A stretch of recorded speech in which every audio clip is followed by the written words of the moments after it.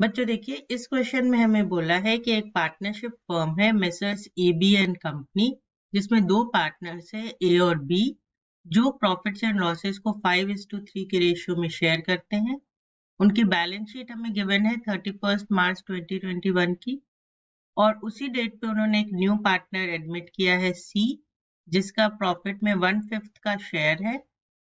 वो 2,40,000 as capital ला रहा है और 32,000 कैश गुडविल के लिए ला रहा है।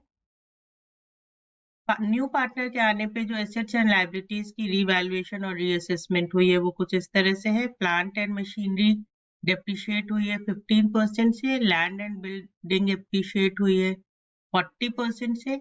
एक provision for doubtful dates create हुआ है 5% का सन्ड्री डेटर्स पे, और रिपेयर्स टू बिल्डिंग के रिस्पेक्ट में एक अनरिकॉर्डेड लायबिलिटी है 6,000 की।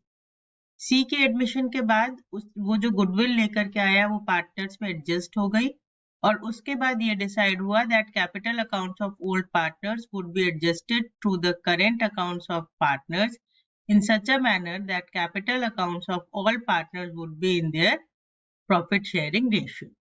करना क्या है हमें इसमें? रिवैल्यूएशन अकाउंट बनाना है, कैपिटल अकाउंट ऑफ पार्टनर्स बनाना है, उनका न्यू प्रॉफिट शेयरिंग रेशियो निकालना है, और फर्म की बैलेंस शीट बनानी है आफ्टर एडमिशन ऑफ सी।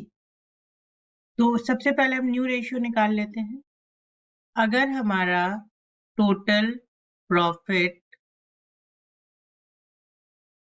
1 है तो उसमें जो सी है उसका शेयर है 1/5। अब रिमेनिंग बचा 1 में से 1/5 अगर चला गया तो रिमेनिंग कितना बचा? 4/5।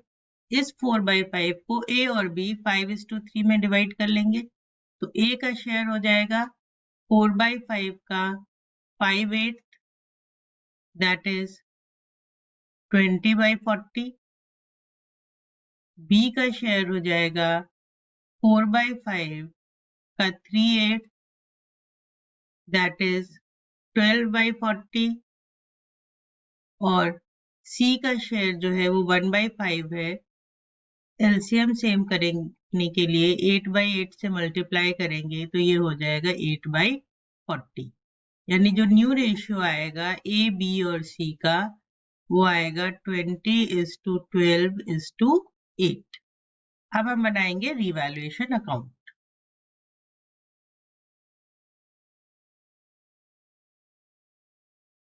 तो ये है हमारा revaluation account.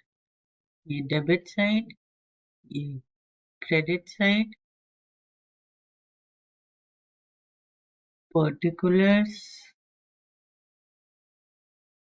Amount, particulars, amount. अब जिन एसेट्स की वैल्यू कम हुई है वो सारी डेबिट में आ जाएंगी। तो 2 प्लांट एंड मशीनरी, और प्लांट एंड मशीनरी की वैल्यू कम हुई है 25,500 से। Then 2 provision for doubtful debts, ये क्रिएट हुआ है 3,000 से। एक लायबिलिटी है तो वो भी लॉस है, इसलिए वो भी डेबिट में आएगा। 2 आउटस्टैंडिंग रिपेयर्स, और ये है 6,000, और बिल्डिंग की वैल्यू एप्रिशिएट हुई है इसलिए वो क्रेडिट में आएगा बाय लैंड एंड बिल्डिंग, और ये अमाउंट आएगा 1,52,000। जो रिवैल्यूएशन का प्रॉफिट हुआ, तो प्रॉफिट ऑन रिवैल्यूएशन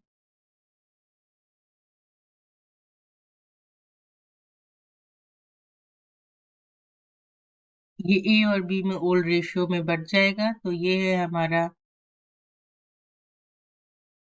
1,17,500 का प्रॉफिट, और ये ओल्ड रेशियो में बटेगा तो ए का शेयर होगा 73,438 और बी का शेयर होगा 44,062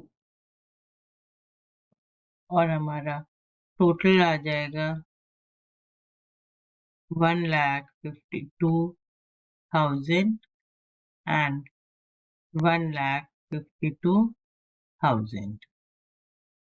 अब हम बनाएंगे पार्टनर्स का कैपिटल अकाउंट।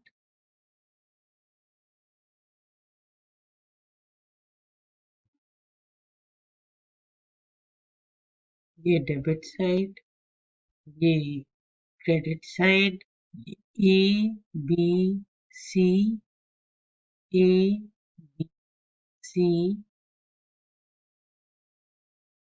पर्टिकुलर्स, भी पर्टिकुलर्स।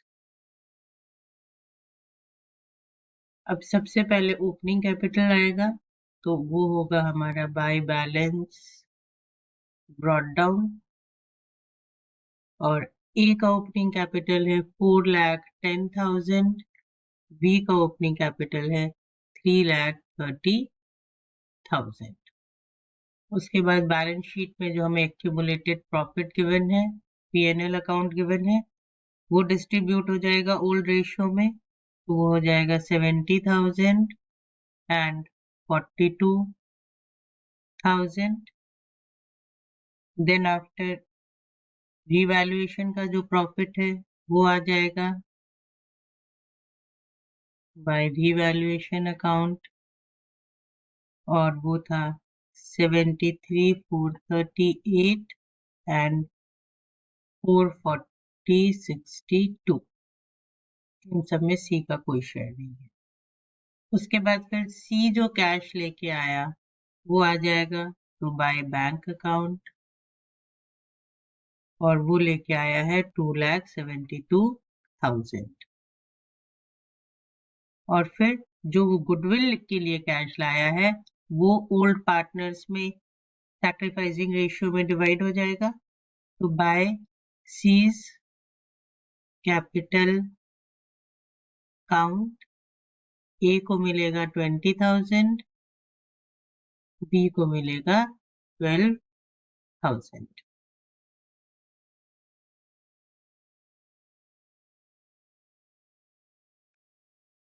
सेम अमाउंट यहाँ डेबिट में आ जाएगा टू एज कैपिटल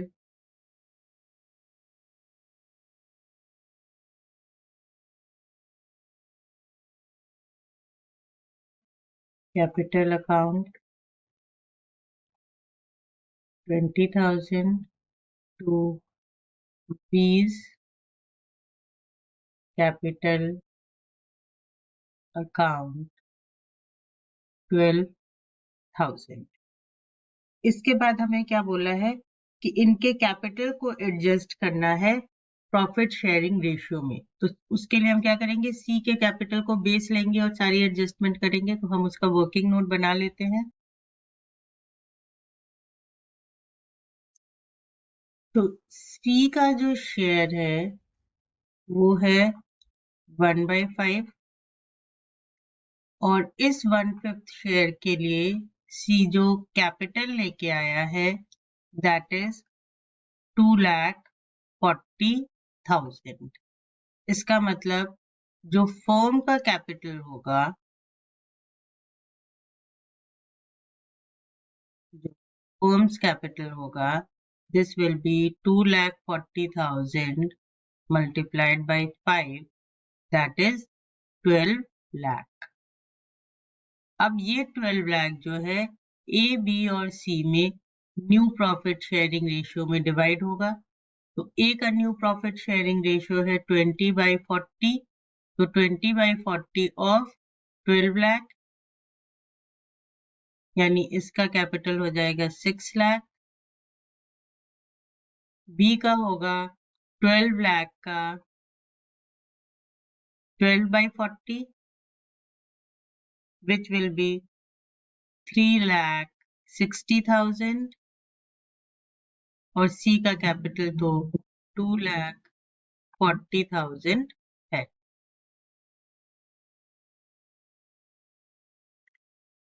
तो इनका जो बैलेंस कैरेट डाउन आएगा वो ए का आएगा 6 लाख, बी का आएगा 3,60,000 और सी का आएगा 2,40,000। अब जो बैलेंसिंग फिगर होगा उसको हम करेंट अकाउंट में डेबिट या क्रेडिट करेंगे। तो हम ए का टोटल करके देखते हैं। ए का डेबिट टोटल ज्यादा है, यानी 6 लाख है दोनों साइड का टोटल।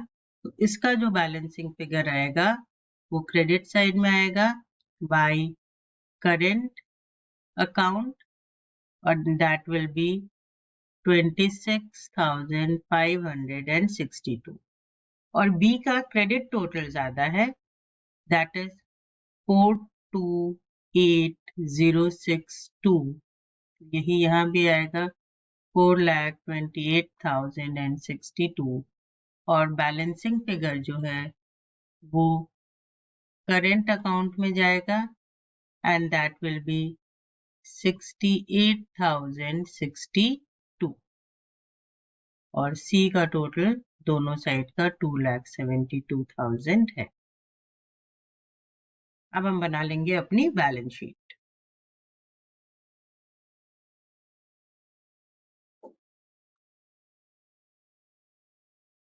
ये हमारी लायबिलिटीज साइड, ये अमाउंट, ये एसेट्स, ये अमाउंट। अब यहाँ पे सारे रीवैल्यूड फिगर्स में आएंगे सारे एसेट्स और लायबिलिटीज। तो सबसे पहले हमारा land and building, land and building हो जाएगा 5,32,000। उसके बाद प्लांट एंड मशीनरी,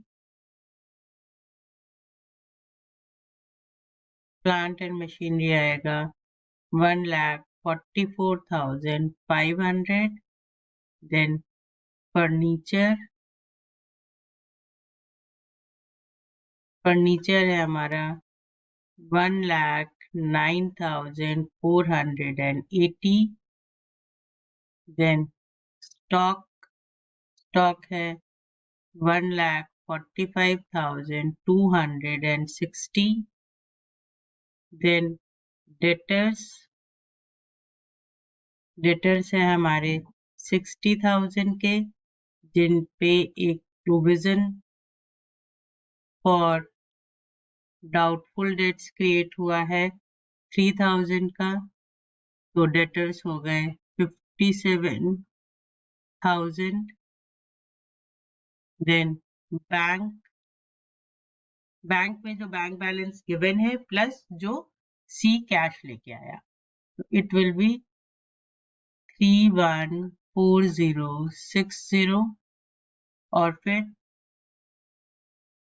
ए का current account, is current account, वो आ जाएगा 26,562।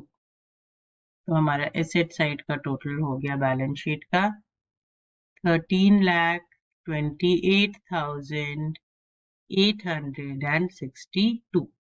अब लायबिलिटीज डाल लेते हैं। तो लायबिलिटीज में सबसे पहले हम तीनों पार्टनर का कैपिटल डाल लेते हैं।